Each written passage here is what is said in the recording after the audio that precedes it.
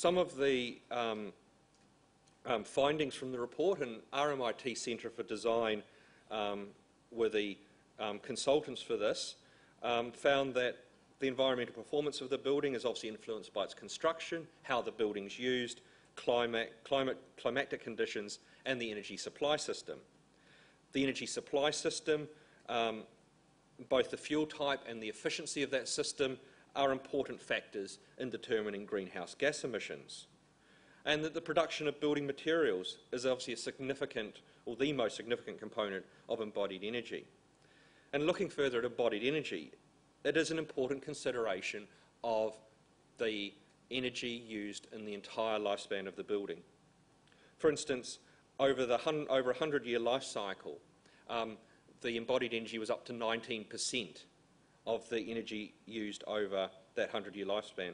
And for the non-residential buildings in this study, the embodied energy component was up to 25% of that.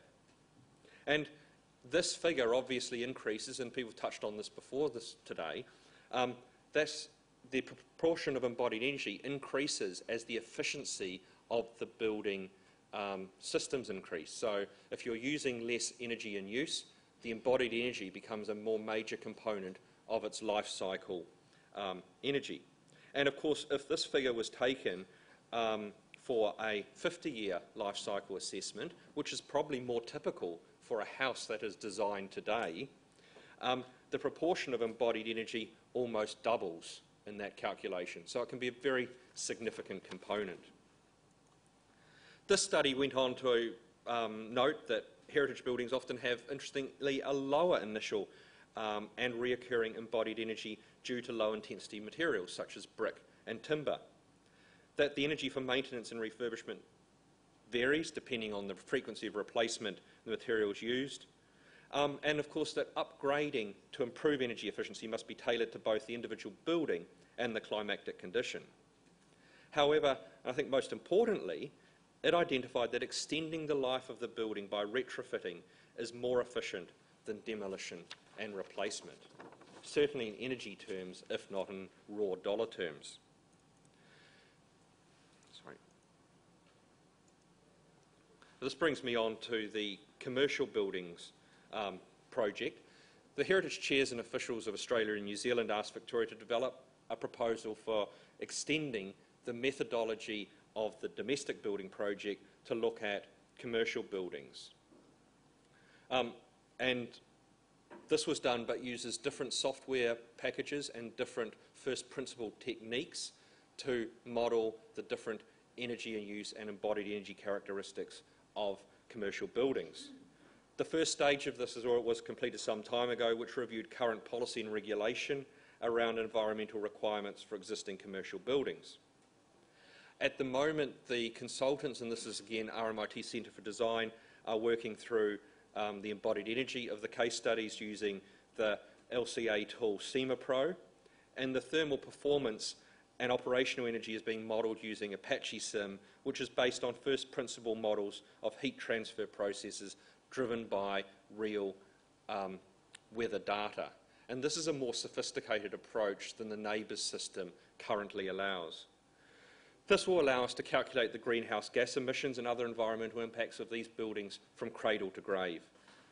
It will assess and review a number of interventions to improve energy and water use and identify a range of design solutions that can be used to achieve acceptable levels of sustainability while satisfying current building regulations.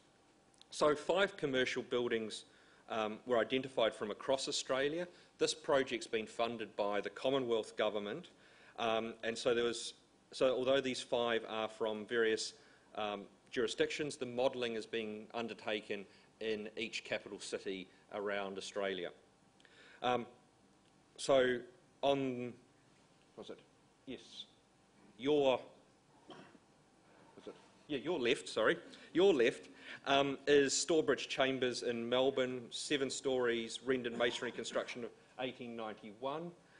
We also have another 19th century office building, that's top middle, which is the Lands Department building in Bridge Street, Sydney of 1877, which is brick with reinforced concrete floors and sandstone facing.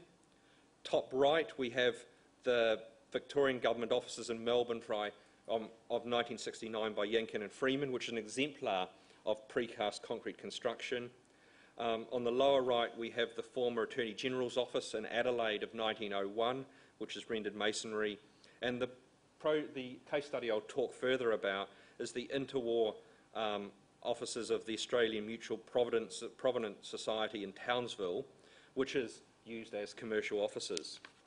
And again, we were looking at trying to find exemplars immediately obvious and recognisable to building owners.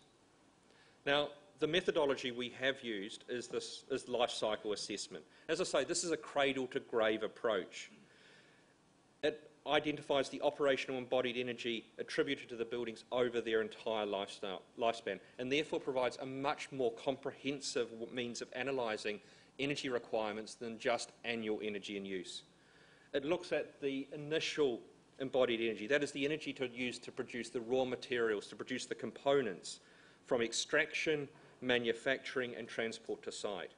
It includes the on-site energy associated with construction operations, the operational energy, i.e. the energy to heat, light, cool and operate the building, the reoccurring embodied energy, and this can be very significant in a commercial building where you might have a major refurbishment every 25 to 30 years, and that is the energy for the materials and for the construction of any refurbishment.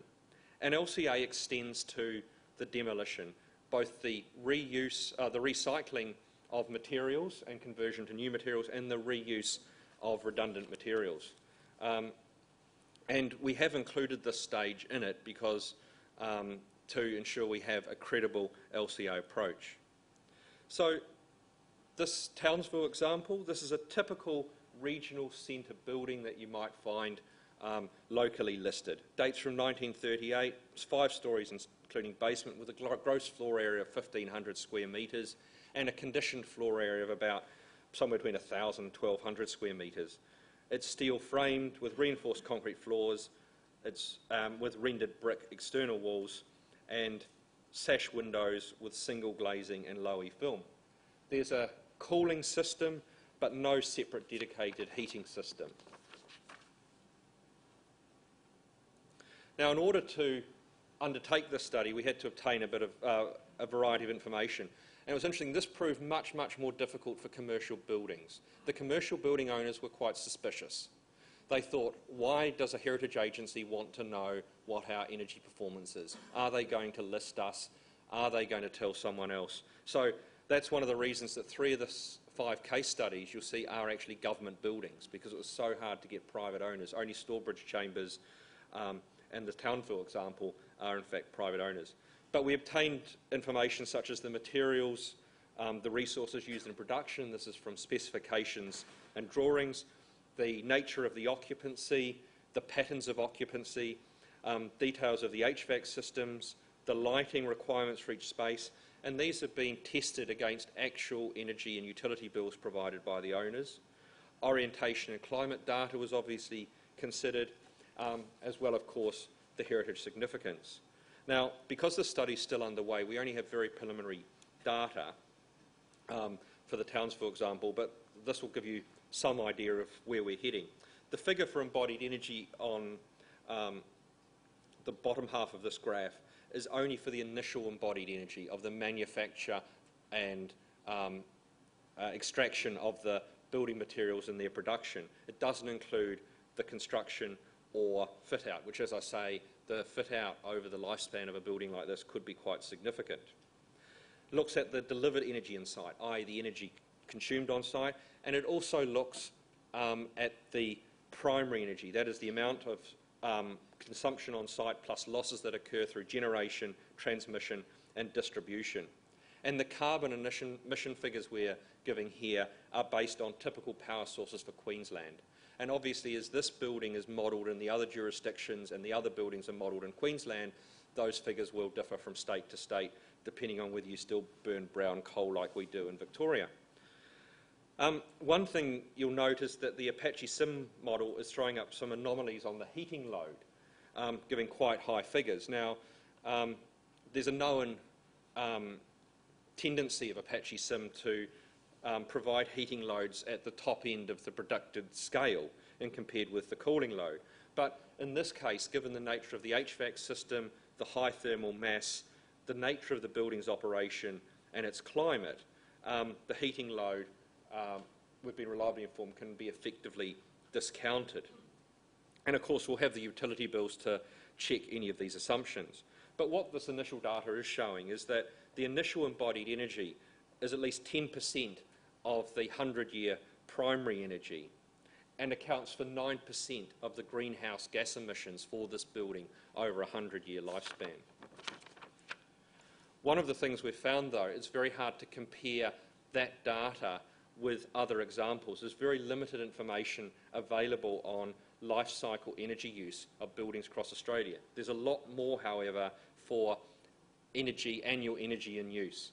And this is comparing the figures for the Townsville building with a number of other examples which have been recently undertaken using the NABERS system. Now, NABERS obviously only considers energy in use. The NABERS assessment for the Townsville building identified an energy of use of something like 685 megajoules per square metre per year, which came within 4 or 5% of the Apache Sim modelling, which was very close. But for instance, in comparison with 40 Albert Road, Melbourne, which was the first retrofitted building in Australia to achieve a 6-star Green Star rating, you can see it's using over twice as much energy on a per square metre basis. And the Albert Road building was built in 1987, but was substantially refurbished to achieve that rating. And as I say, these comparisons are indicative only, because there's obviously different climatic conditions, building use, tenancy, different types of energy, lighting and appliances used. And as I say, this is from the NABERS rating, which is not as sophisticated as the full LCA modelling we're undertaking. So hopefully with the other 5 case studies we'll get a much fuller picture of this. However, it's interesting to see that in embodied energy terms, normalised for floor area, the Townsville example was actually had a lower embodied energy compared with a number of other examples. And I've just picked one here because it's very typical of the kind of office building that's built today. It's a mid-2000s office building with reinforced concrete substructure, a steel structure, external walls of precast concrete, solar double glazed windows, toughened curtain glass walls, and standard internal fit out. And you can see that the embodied energy, due to the use of timber, of materials like brick, less reliance on glass and aluminium, there is lower embodied energy. So where are we going next? Well, we're going to produce targeted fact sheets for each of the domestic case studies. We'll be undertaking full LCA modelling of the other commercial buildings and compare that with NABERS assessment. Be testing interventions to improve energy and water efficiency, including improvements to HVAC systems, glazing and insulation. We'll be developing the same kind of fact sheets for these commercial projects, and it's alongside this, promoting case studies of adaptive reuse projects. But the important aim of this project is, I think, for the first time to provide highly defendable metrics on embodied energy and cradle-to-grave energy use for heritage-listed domestic and commercial buildings. This is information we just don't have to date. This should identify how to improve energy performance while retaining heritage values. And I think complemented with case studies, this should help show how imaginative reuse, informed environmentally sustainable design and high quality contemporary design can conserve heritage for buildings, retain embodied energy, reduce energy and water use and contribute to our climate change response. And I'll just finish with an image of one of the success stories which was mentioned before, which was the first heritage listed building in Victoria to achieve that 5-star Green Star rating, which has won the Minister's Heritage Award, numerous AIA awards, the Building Product Sustainability Awards, the API Excellence in Property Awards and Property Council of Australia Awards. And this was a building which was redundant. If we weren't able to make interventions in the fabric of this to change its use, to improve its efficiency and its utility, this would have stayed a redundant relic of the 19th century. And I'll leave it at that.